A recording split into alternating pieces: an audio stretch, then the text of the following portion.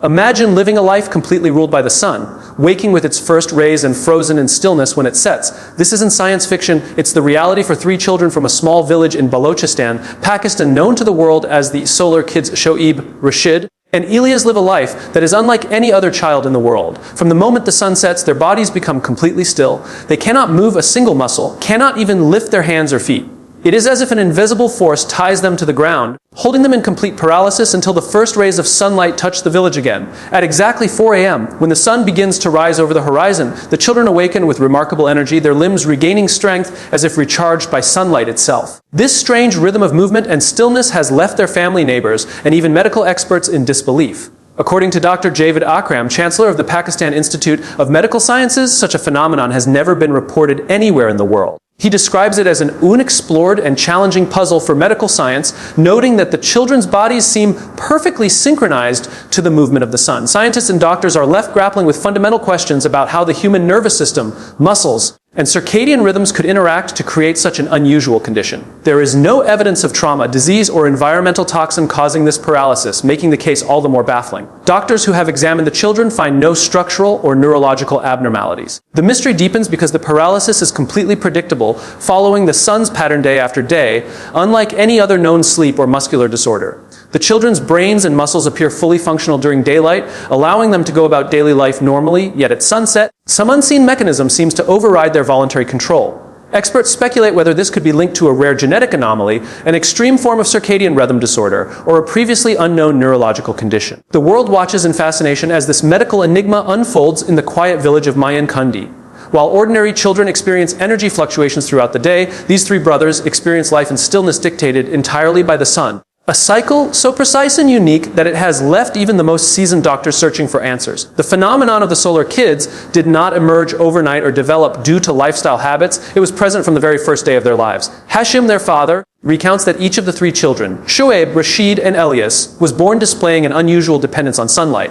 From infancy, their movements, energy levels, and even periods of stillness seemed mysteriously linked to the rising and setting of the sun. Unlike their siblings, who lead entirely normal lives, these 3 children followed a pattern that baffled everyone around them. This natural occurrence immediately set them apart in the village of Mayankandi. Locals quickly observed that these children were unlike any others. While most infants wake and sleep according to typical biological patterns, Shoaib, Rashid, and Elias appeared to operate according to a rhythm dictated by nature itself. Their father emphasizes that this was not the result of any medical intervention, training, or learned behavior. It was inherent, seemingly coded into their very biology. Interestingly, Hashim's other children, including 2 girls and another boy, did not show any signs of this unique condition, suggesting that this is a rare, possibly genetic anomaly affecting only specific individuals. The stark contrast between the solar-dependent children and their otherwise healthy siblings demonstrates that this is not a condition caused by the environment, lifestyle, or village practices. Instead, it seems to be a natural, congenital phenomenon, one that challenges conventional understanding of human physiology. The fact that this pattern appeared from birth makes the case even more mysterious. Doctors and researchers are left questioning how such a precise and unexplainable alignment with sunlight could exist from infancy. Could it be a rare mutation, a unique neurological wiring, or perhaps an entirely unknown connection between the human body and solar cycles? The mystery deepens when considering that such a condition has never been documented elsewhere, highlighting the extraordinary nature of these children and their innate, lifelong connection to the sun. Mayankandi, a small village situated about 15 kilometers from Quetta, may seem ordinary at first glance, but it is home to an extraordinary phenomenon. Despite the mysterious condition of the solar kids, the village itself is modern and thriving. Contrary to assumptions that such a rare condition might be linked to backwardness, poverty, or a lack of medical facilities, Mayankandi is equipped with electricity, phone connections, gas, and other basic modern amenities. Residents lead a life comparable to any urban or semi-urban community in Pakistan. The village is disease-free in general, and daily life continues uninterrupted, reflecting a healthy, well-maintained environment. For the children, the village is both their playground and their home. From early morning, they join other children to attend classes at a local seminary, participate in games, and help their father with livestock farming. The contrast between their sun-sensed paralysis at night and the normalcy of their daytime activities highlights how well they adapt to the village life. Villagers, while amazed by the children's unique condition, have grown accustomed to observing their routines and often refer to them with a mix of curiosity and affection. The name Solar Kids was given by the villagers, reflecting their deep connection to sunlight and the remarkable way the children's energy seems to be controlled by the sun's path. The term has since traveled beyond the village, capturing national and international attention. Despite their unusual condition, the children do not appear isolated or restricted within the village. They are actively integrated into daily village life, interacting with neighbors, friends, and relatives just like any other children. Hashim, their father, is keen to emphasize that the village should not be stigmatized or blamed for the condition. He clarifies that Miankandi is progressive and the children's unusual illness is not due to environmental factors, lifestyle, or local practices. Instead, it remains a natural mystery existing in a normal, healthy setting that challenges assumptions about health, genetics, and human biology. The village, in essence, is both the backdrop and witness to a living miracle, a place where daily life continues seamlessly, even as the world observes the baffling, sun-dependent lives of these extraordinary children. Despite the extraordinary nature of their son, since paralysis, Shoaib, Rashid, and Ilya's live remarkably normal and active lives during the day. From the early hours of dawn, the children awaken with vigor, their bodies fully functional and filled with energy. The first rays of sunlight seem to bring them to life, and they embrace each day with a sense of routine and purpose that is strikingly ordinary for children their age. Their morning begins with attending classes at a local seminary, where they engage with peers and participate in lessons just like any other child, demonstrating intelligence, curiosity, and attentiveness. After their studies, they spend time playing cricket and other games with friends in the village, displaying athletic ability and enthusiasm. When not playing, they contribute to household responsibilities, helping their father with part-time livestock farming. They tend to sheep and goats, assist with chores, and participate in family tasks, showing an adaptability and resilience that is extraordinary given their condition. Hashim, their father, often remarks that the children do not complain about their unique limitations, embracing the day's activities with joy and determination. The contrast between their daytime normalcy and nighttime paralysis is stark. While other children experience gradual fatigue or occasional low energy, these three children have their energy entirely governed by sunlight. When the sun begins its journey westward, their vitality gradually diminishes, culminating in complete stillness at sunset. Yet, during the hours they are active, they integrate fully with the village life, displaying social skills, physical agility, and emotional well-being. This ability to participate normally during the day also highlights the complexity and mystery of their condition. Their muscles, nervous system, and cognitive functions are fully operational during sunlight hours, yet an unknown mechanism intervenes at night to induce paralysis. Doctors observe that the children's daytime activities are indistinguishable from those of any other healthy child, making the condition all the more perplexing. It is this juxtaposition of full daytime functionality against total nighttime immobility that has drawn global attention and has left both medical professionals and researchers questioning the limits of human biology. The story of the solar kids has captured attention far beyond the small village of Miankandi, intriguing scientists, doctors, journalists, and curious minds around the world. Media outlets, researchers, and health experts have all been drawn to the phenomenon, calling it one of the most baffling and unique medical cases in recent history. Reports describe how Shub, Rashid, and Elias live their lives entirely governed by the sun, an occurrence that defies conventional medical understanding. Their condition raises profound questions about the human body, circadian rhythms, and the potential influence of environmental factors on physiology, questions that have yet to find answers. Medical experts have conducted examinations and tests, yet the exact cause of their sun-dependent paralysis remains elusive. Neurologists are puzzled because the children's nervous systems appear normal during daylight, showing no signs of the structural or functional issues typically associated with paralysis. Geneticists, too, are intrigued by the anomaly, wondering if an extremely rare mutation could be responsible for the phenomenon. There is also speculation about the interplay between the human circadian clock and unknown neurological triggers, suggesting a condition previously undocumented in scientific literature. Globally, the solar kids phenomenon has inspired discussions about the limits of human biology and the mysteries still hidden in nature. Scientists are compelled to consider new theories and explore uncharted avenues of research, as no comparable case has ever been documented anywhere else. Their lives challenge assumptions about how humans interact with environmental cues like sunlight, sleep, and activity cycles. Beyond the medical community, the story resonates with the public because it is a vivid example of nature's unpredictability. How life can follow patterns that are extraordinary, puzzling, and at the same time entirely natural. The fascination also lies in the children's resilience and adaptability.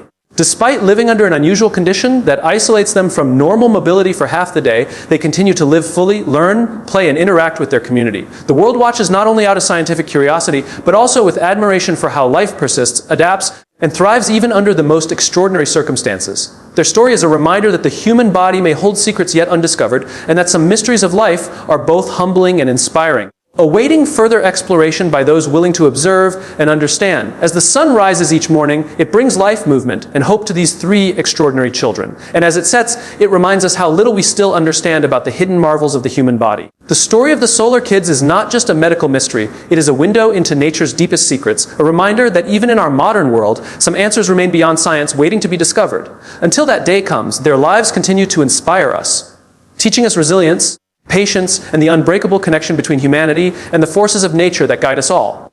Doctors believe the Solar Kids condition may be linked to a rare genetic or neurological disorder that disrupts their circadian rhythm, causing their muscles and nervous system to function only during daylight.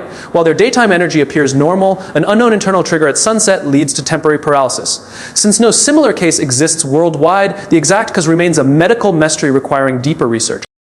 Frank Costello's criminal genius lay not in sheer brutality, but in his ability to turn organized crime into a highly structured, business-like enterprise. While many of his contemporaries relied on street-level violence and intimidation as their primary tools, Costello understood that long-term power and wealth could be achieved through systematic, strategic, and often subtle operations. He transformed the Mafia from a network of street gangs into a complex organization that thrived on gambling unions, legitimate businesses, and political influence. At the core of Costello's strategy was illegal gambling, which he managed with extraordinary efficiency.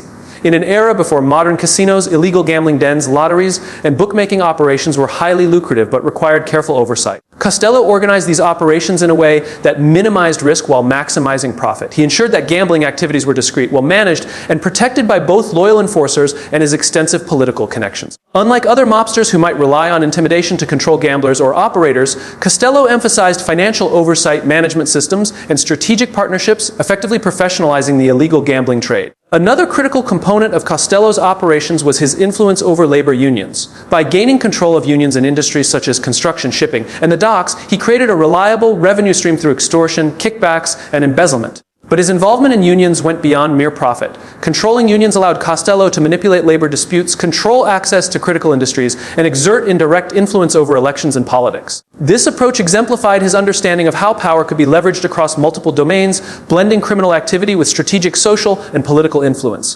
Costello's criminal operations also extended into legitimate businesses, a move that many contemporary mobsters ignored or undervalued. By investing in legitimate enterprises such as nightclubs, restaurants, and entertainment venues, he could launder illicit profits, diversify revenue streams, and create fronts for mafia activities. These businesses were not just covers, they were profitable in their own right, allowing Costello to expand his empire while maintaining a public image of a respectable businessman. His ability to straddle the line between legal and illegal enterprise highlighted a level of sophistication rarely seen in organized crime at the time. Perhaps one of the most defining features of Costello's operational style was his preference for negotiation and influence over direct violence. While he was fully capable of using force when necessary, he understood that stability and long-term profits were better achieved through careful planning, persuasion, and control of networks. This approach reduced the likelihood of law enforcement crackdowns, rival attacks, and public backlash, enabling Costello's operations to flourish for decades. His philosophy was clear: violence was a tool, not a strategy. Money, influence, and alliances were the true instruments of power. Costello also implemented structured management within his criminal enterprises. Bookmakers, union leaders, business operators, and enforcers were all part of a well-organized hierarchy with defined roles, responsibilities, and accountability. This level of organization allowed him to scale operations efficiently and maintain control over a wide network of activities without having to personally oversee every detail. The system resembled a corporate enterprise more than a traditional street gang, with careful delegation, oversight, and risk management. In addition, Costello's operations were marked by forward-thinking adaptability. He recognized opportunities in emerging markets and adjusted his strategies to exploit them. For instance, he capitalized on the demand for illegal gambling, but also understood the value of entertainment and nightlife as complementary ventures. By aligning Mafia-controlled nightclubs and venues with political and business networks, he created interconnected enterprises that reinforce one another, generating both profit and influence. Costello's emphasis on sophistication also extended to security and discretion. Unlike more violent mobsters who flaunted their wealth and power, Costello preferred subtlety. Operations were concealed behind layers of legitimate fronts, loyal associates, and political protection. By controlling the flow of information and carefully managing public perception, he minimized the risk of law enforcement interference and public outrage. This careful orchestration allowed him to dominate New York's criminal landscape without attracting the same level of attention that brought down other mob figures. Ultimately, Frank Costello's approach to criminal operations represented a revolutionary shift in organized crime. He moved beyond the traditional reliance on fear and violence, demonstrating that a combination of strategic planning, diversified enterprises, political influence, and organizational management could achieve both stability and extraordinary wealth. His success in gambling unions and legitimate businesses not only secured his personal fortune, but also set a template for modern organized crime, influencing generations of mafia leaders to approach criminal enterprises as sophisticated, multifaceted operations rather than simple street-level rackets. Through his meticulous attention to organization, strategic alliances, and operational efficiency, Costello proved that the mafia could be both powerful and sustainable. His criminal empire was a reflection of his intelligence, foresight, and understanding that, in the underworld, brains often outlast brawn and strategy often outperforms brute force. Frank Costello's remarkable longevity in the criminal underworld was no accident. In an era where mobsters were often killed over territorial disputes, betrayals, or power struggles, Costello stood out for his ability to survive decades of volatile organized crime through diplomacy, strategy, and the careful cultivation of alliances. While many of his contemporaries relied primarily on intimidation and violence to assert dominance, Costello recognized that true power and survival required intelligence, negotiation, and foresight. From the beginning of his career, Costello demonstrated a unique understanding of human behavior and organizational dynamics. He knew that violence, while sometimes necessary, was a blunt instrument that often drew attention from law enforcement and provoked retaliatory attacks. Instead, he developed a style of strategic diplomacy, using negotiation, persuasion, and compromise to resolve disputes both within the mafia and with external parties. This approach allowed him to outmaneuver rivals, maintain alliances, and expand influence without triggering the destructive consequences that often plague other mob leaders. One of the clearest examples of Costello's diplomatic skill was his ability to maintain a working relationship with Lucky Luciano and other mafia leaders even amid periods of intense tension. Luciano, known for his ambitious and sometimes ruthless approach, trusted Costello to act as a stabilizing force within the organization. Costello's ability to negotiate compromises, mediate conflicts, and implement fair solutions allowed him to serve as Luciano's right-hand man while minimizing internal strife. His approach was not one of weakness. It was strategic strength. By resolving disputes peacefully, Costello prevented violent internal feuds that could have weakened the family or invited law enforcement scrutiny. Costello's survival skills were also evident in his interactions with rival mafia families. He understood that conflicts over territory, money, or influence could escalate quickly into deadly confrontations. By cultivating personal relationships and alliances with leaders of other families, he was often able to preempt conflicts, broker deals, and maintain stability across New York's criminal landscape. These alliances were based not only on shared profit, but also on mutual respect, trust, and an understanding of the long-term benefits of cooperation. Costello's diplomacy allowed him to remain a central figure in organized crime long after many rivals had been killed or imprisoned. Perhaps most impressive was Costello's ability to survive assassination attempts and challenges to his authority. In 1957, he narrowly escaped an attempt on his life orchestrated by rival mobster Vito Genovese, rather than retaliating with immediate violence, a course that could have sparked a full-scale mob war. Costello used the situation to strengthen his position through negotiation and careful alliance building. By relying on his network of political connections, trusted lieutenants, and strategic relationships, he managed to maintain influence despite the threat, demonstrating that survival in the mafia required more than brute force. It required calculated, patient diplomacy. Costello's diplomatic skills extended beyond internal mafia politics to his relationships with political figures and law enforcement officials. Unlike many mobsters who treated politicians as mere tools to be bribed or intimidated, Costello cultivated genuine influence. He built long-term relationships that provided protection, intelligence, and leverage, allowing him to operate with an unusual degree of security. His diplomacy ensured that he was often forewarned of potential legal or violent threats, giving him the opportunity to navigate dangerous situations safely and maintain his position of power. Another critical aspect of Costello's survival strategy was his ability to adapt to changing circumstances. As law enforcement techniques evolved, public scrutiny increased, and rival factions emerged, Costello adjusted his strategies accordingly. He reduced reliance on overt violence, diversified his criminal operations, and strengthened his political and business connections. This adaptability, combined with his diplomatic approach, allowed him to maintain stability and continuity within his empire when other mobsters were exposed, imprisoned, or eliminated. Costello's approach demonstrates that true power in the mafia was as much about intellect as it was about force. While others relied on fear to command obedience, Costello's strength lay in his ability to create alliances, negotiate mutually beneficial agreements, and influence outcomes quietly but effectively. His focus on survival through diplomacy allowed him to outlast numerous contemporaries who were less strategic and more impulsive. Ultimately, Frank Costello's survival and success were a direct result of his unique combination of patience, foresight, and negotiation skills. By prioritizing diplomacy over confrontation, alliance building over isolation, and strategy over impulse, He became one of the most enduring and influential figures in organized crime history. His life demonstrates that in the treacherous world of the Mafia, brains often outlast brawn, and careful negotiation can be more powerful than the gun. Through this careful blend of diplomacy, strategic alliances, and adaptability, Costello not only survived the perilous environment of organized crime, but also solidified a legacy as a master strategist whose influence extended far beyond the streets. Frank Costello's influence on organized crime extended far beyond his personal wealth and political connections. He was instrumental in transforming the Mafia into a sophisticated business-like organization. During the early decades of the 20th century, organized crime in America was often fragmented, violent, and loosely structured. Rival gangs competed for territory, and disputes were frequently settled through brute force rather than strategy. Costello, however, understood that for the Mafia to survive, thrive, and dominate over the long term, it needed structure, order, and systematic management. His vision helped lay the foundation for the modern organized crime network that would operate with efficiency, coordination, and strategic foresight. Costello's approach was deeply influenced by his experience working alongside Lucky Luciano, who is often credited with establishing the Mafia's national organizational framework. While Luciano developed the idea of a centralized commission to mediate disputes between families and regulate criminal enterprises, Costello brought the operational intelligence and political savvy necessary to implement these plans effectively. He understood that violence alone could not sustain a criminal empire. The Mafia needed to function like a legitimate business, with clear hierarchies, delegated responsibilities, and a system for resolving disputes. One of Costello's key contributions to modern organized crime was the professionalization of operations. He introduced structured management in gambling unions and other revenue-generating activities. Bookmakers, enforcers, union officials, and business operators were assigned defined roles and responsibilities, creating an organized system where everyone understood their part in the larger network. This structure minimized confusion, reduced unnecessary conflicts, and allowed the organization to scale its operations efficiently. By treating the Mafia as a complex enterprise rather than a loose gang, Costello set the stage for decades of sustained profitability and influence. Costello also emphasized strategic alliances and collaboration as essential tools for modern organized crime. He recognized that competition between Mafia families and other criminal groups could be destructive if unchecked. Instead of fostering constant internal conflict, Costello negotiated agreements, brokered compromises, and encouraged cooperation. This approach not only prevented violent turf wars, but also allowed for shared revenue streams and collective protection against law enforcement. Costello's diplomacy and negotiation skills were critical in establishing the idea that the Mafia could operate as a coordinated network rather than a collection of warring factions.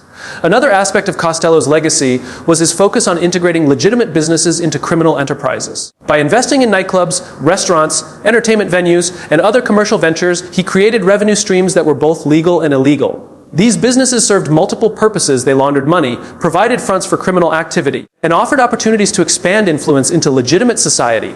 This dual approach, blending legitimate and illegitimate enterprises, was a hallmark of modern organized crime, demonstrating how strategic thinking could extend the reach and longevity of criminal operations. Costello's role in shaping modern organized crime also involved the centralization of power and information. He understood that knowledge was power. By staying informed about law enforcement activity, political developments, and rival factions, he could make calculated decisions that minimized risk and maximized advantage. His ability to gather intelligence, anticipate threats, and act preemptively allowed the Mafia to operate with remarkable discretion and efficiency. This strategic use of information management became a blueprint for future criminal organizations, reinforcing the idea the Mafia's strength lay not only in muscle, but in planning, foresight, and coordination. Moreover, Costello's influence extended to the formation of national crime networks. His connections with other Mafia families across the United States, combined with his political leverage and negotiation skills, allowed him to contribute to a broader syndicate that coordinated criminal activities across state lines. This network facilitated organized illegal gambling, narcotics distribution, and other enterprises while maintaining relative stability within the organization. In effect, Costello helped transform organized crime from a local, fragmented system into a nationalized, systematic enterprise. Finally, Costello's legacy in shaping modern organized crime is evident in the emphasis on diplomacy and influence over overt violence. By demonstrating that control could be exerted through negotiation, political connections, and strategic alliances, he helped redefine the Mafia's operational philosophy. Violence was still a tool, but it became secondary to management, strategy, and influence. This approach ensured that the Mafia could endure legal scrutiny, internal disputes, and societal changes without collapsing under its own weight. In conclusion, Frank Costello's vision and leadership helped the Mafia evolve into a modern criminal enterprise that operated with the efficiency of a corporation, the influence of a political machine, and the discipline of a hierarchical organization.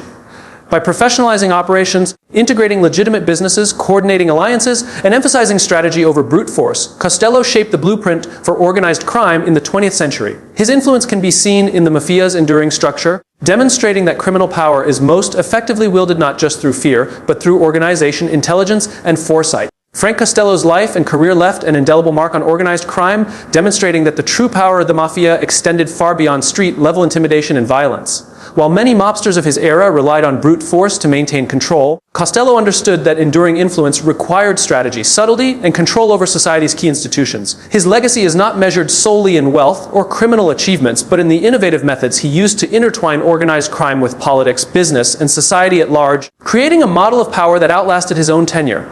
One of the most significant aspects of Costello's legacy was his emphasis on strategic manipulation of political institutions. Unlike criminals who saw politicians and law enforcement purely as obstacles or tools for extortion, Costello treated them as partners, collaborators, and avenues of influence. Through carefully cultivated relationships, he was able to sway elections, influence judicial decisions, and manipulate law enforcement priorities. Politicians and officials were often complicit, either willingly or through subtle coercion, creating a network of influence that protected his operations and allowed him to expand his empire with minimal resistance. This demonstrated a sophisticated understanding that the Mafia's long-term survival and profitability depended as much on political strategy as on territorial control or street-level enforcement. Costello also left a legacy in the professionalization and institutionalization of criminal operations. By transforming gambling, union control, and business ventures into structured enterprises, he showed that crime could be managed systematically like a legitimate corporation. Employees, associates, and partners operated within defined roles, reporting through structured hierarchies. This approach minimized chaos, reduced risk, and maximized efficiency, allowing the Mafia to achieve unprecedented levels of organization and profitability. His methodology proved that criminal networks could thrive not through fear alone, but through disciplined planning and strategic delegation. Another key component of Costello's legacy was his long-term approach to survival and influence. While violent mobsters often met abrupt ends due to retaliation or law enforcement intervention, Costello's careful cultivation of alliances, negotiation skills, and political connections allowed him to endure decades of challenges and threats. He survived assassination attempts, rival conflicts, and legal pressures not merely through luck, but through foresight, diplomacy, and careful risk management. This approach became a blueprint for future organized crime leaders, demonstrating that intelligence, patience, and strategic alliances could secure power far more effectively than violence alone. Costello also demonstrated the power of influence over public perception and societal norms. By operating behind a veil of legitimacy, investing in nightclubs, restaurants, and other legitimate businesses, he created a public image of respectability while maintaining covert control over illicit operations. This dual strategy allowed him to blend the criminal and legitimate worlds, making it difficult for authorities or the public to fully comprehend the scope of his influence. It also set a precedent for how modern organized crime could operate under the radar, intertwining with legitimate social and economic structures to maximize power and minimize exposure. Moreover, Costello's legacy extends to the idea that leadership in organized crime is as much about strategy as it is about enforcement. He demonstrated that a leader's ability to negotiate influence and build alliances could outweigh sheer violence or coercion. By prioritizing strategic manipulation and political alliances, he ensured that the Mafia could operate sustainably and profitably over decades rather than relying on the short-term power of fear. This philosophy profoundly influenced the next generation of Mafia leaders, many of whom adopted Costello's model of strategic business, like in politically savvy operations. Costello's impact was also felt at the national level, as his influence helped lay the groundwork for coordinated organized crime across the United States. His ability to bridge connections between families in New York and other cities helped foster a network syndicate capable of managing operations such as gambling, labor influence, and bootlegging on a larger scale. This national perspective on organized crime reinforced the idea that control over society's institutions, politics, unions, businesses, was just as important as controlling streets or territories. Ultimately, Frank Costello's legacy demonstrates a central truth about power in the Mafia. Fear is temporary, but influence endures. By leveraging political connections, structured operations, strategic alliances, and societal control, Costello created a template for a form of organized crime that could survive and prosper in an evolving world. His approach emphasized intelligence over impulsiveness, strategy over chaos, and subtle manipulation over violence, proving that the most enduring power comes from the ability to control the levers of society itself. In conclusion, Costello's life and career exemplify how organized crime can extend its reach beyond the streets and into the very institutions that govern society. He showed that true influence lies not in terror alone, but in strategy, diplomacy, and the careful orchestration of networks spanning crime, politics, and business. The lessons of his legacy resonate not only within the history of the Mafia, but also in the broader understanding of power, control, and strategic thinking, establishing him as one of the most influential figures in the evolution of modern organized crime.